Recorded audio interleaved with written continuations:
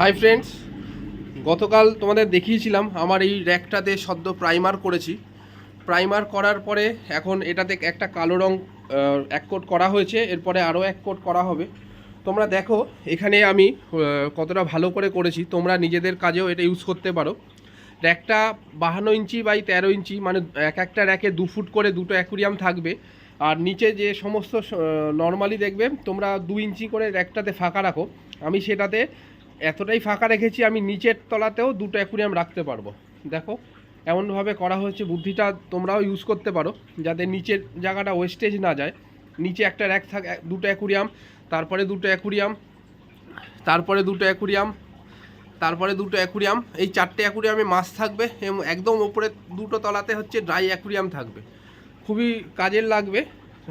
আমি আস্তে আস্তে সব রকম ভিডিওই আপলোড করতে থাকবো, তোমরা নজর রেখো কীভাবে কি আপলোড করা হচ্ছে।